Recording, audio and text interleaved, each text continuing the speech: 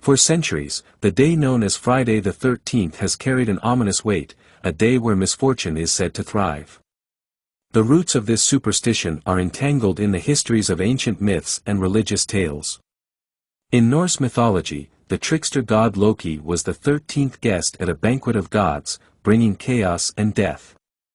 In Christianity, 13 diners sat at the Last Supper, with Judas Iscariot, the betrayer of Christ, being the 13th. And it was on a Friday that Christ was crucified, cementing the day in infamy. As the years passed, these fears merged, creating a date shrouded in bad luck, Friday the 13th.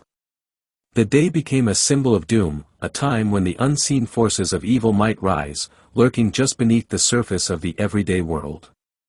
In the heart of Minnesota, a state known for its thousands of lakes and avid fishermen, there was a small, forgotten lake deep in the woods, known only to a few locals.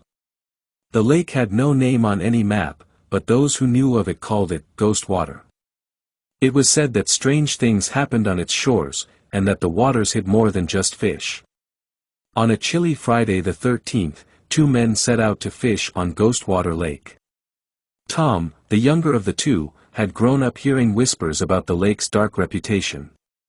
He was a cautious man, the kind who listened to his gut, and his gut was screaming at him to stay away. But his fishing partner, Bill, an older and more seasoned fisherman, dismissed Tom's fears with a gruff laugh. "Big fish swim in lakes like this, Tom," Bill said as they trudged through the thick underbrush. "You can bet on it. The ones that don't get disturbed by all those weekend tourists." Tom looked around at the gnarled trees, their branches twisting like skeletal fingers against the gray sky. The air was thick with fog, and the lake itself was eerily still, its surface like a sheet of black glass. "I don't know, Bill," Tom muttered, shivering despite his thick coat. "This place gives me the creeps. Maybe we should go somewhere else." "Ah, you're just scared because it's Friday the 13th, Bill scoffed, slapping Tom on the back. "Superstitions don't catch fish, Tom. Patience and a good lure do." Reluctantly, Tom followed Bill to the edge of the lake. They set up their gear, the only sounds the quiet splash of water as they cast their lines. As the hours passed, Tom couldn't shake the feeling that they were being watched. The fog thickened, curling around them like a living thing, and the lake seemed to grow darker, the water now a deep, inky black. Suddenly, Tom's line went taut. His heart leaped in his chest as he began to reel in, hoping for a big catch. But as he pulled, the resistance grew stronger, almost as if something below was pulling back. The rod bent under the strain, and then, with a violent jerk, it was yanked out of his hands, disappearing into the depths.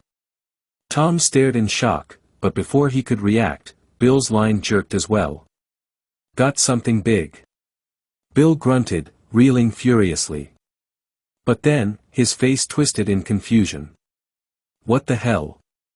The water near their lines began to bubble, and the fog thickened, swirling into a vortex above the lake.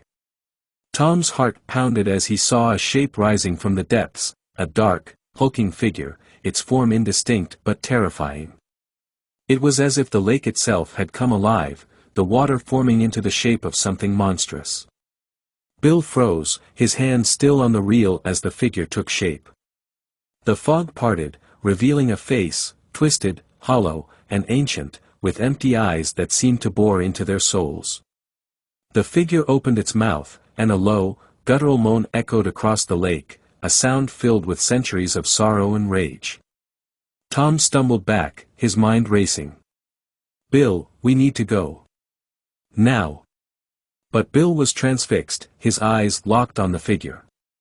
The thing in the water began to move closer, its form growing more solid, its outstretched arms reaching toward them. The air grew colder, the fog now thick as smoke, and the water around their boat began to churn violently. Finally, as the figure loomed over them, Bill snapped out of his trance. "Run," he shouted, scrambling to start the boat's motor. But the water seemed to resist them, pulling them back toward the center of the lake, where the figure waited. In a panic, Tom grabbed an oar, pushing against the water with all his strength. The boat began to move, slowly at first, then faster as the motor sputtered to life. The figure in the lake let out a wail of fury, its form beginning to dissolve back into the water as they sped away. But its eyes, those empty, soul-piercing eyes, stayed locked on them until they were out of sight. They didn't stop until they were miles away, the motor finally giving out as they reached the shore. Both men were shaking, their faces pale as they dragged the boat onto dry land. "Never again," Tom whispered, still in shock. "I'm never going near that place again." Bill, usually so confident and unshakable, simply nodded. "There's something wrong with that lake," he muttered. "Something evil." They made their way home in silence, the eerie events replaying in their minds. They didn't speak of what happened at Ghostwater Lake to anyone else, but they knew they had come close to something dark, something that had nearly taken their lives. And as the years went by, whenever Friday the 13th approached, Tom and Bill would remember that terrible day, a day when superstition proved to be far more than just a simple tale, but a reminder that some places are best left undisturbed.